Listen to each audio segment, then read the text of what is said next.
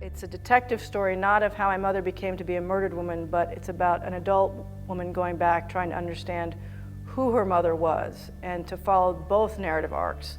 The one where she went up, up, up, up, up, and the one where she went down, down, down, down, down. And so the book contains a lot of research into her life, her parents' life, how the milieu of which she was a part, the times, and things of that sort.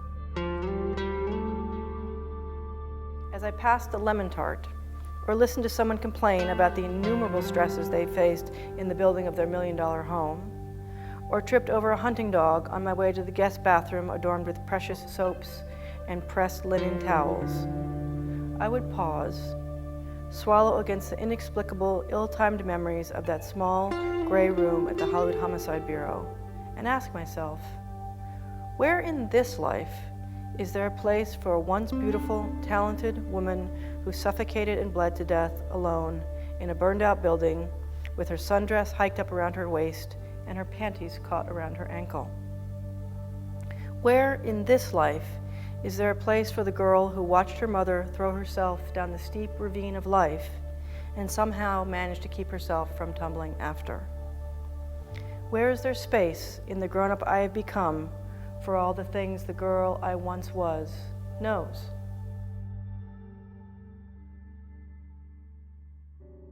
Sitting at the Hollywood Homicide Bureau and looking at the pictures of her, that there's a photograph that I was looking at when she had been beaten up and come into the police station to report having been beaten and raped. And in this picture where she's bruised and black and blue, she's still doing that modeling thing with the chin out, and she still looks fabulous in some weird way. But she really always knew how to pose for the camera. Yeah, my mother and I were probably more alike when we were younger than either of us would have ever wanted to admit. I mean, she was probably much more sensitive and quiet and got really pushed and kicked and shoved into this role of, the posing thing. I know how much I hated it, and I'm sure that she hated a lot of it as well. But then it became her shtick.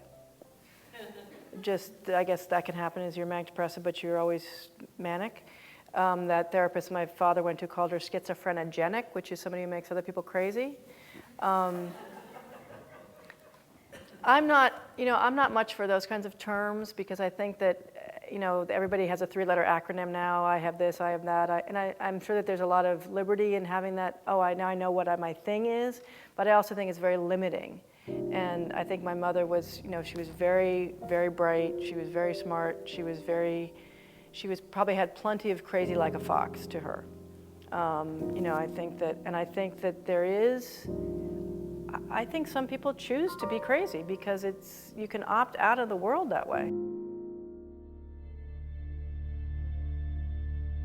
At 11-3-83, at approximately 1930 hours, the dead body of Anne Saville, female, white, 53 years, was discovered in her second-floor bedroom. Every time I read those words, I would tell myself, this woman was my mother. And then the more uncomfortable thought, is my mother still?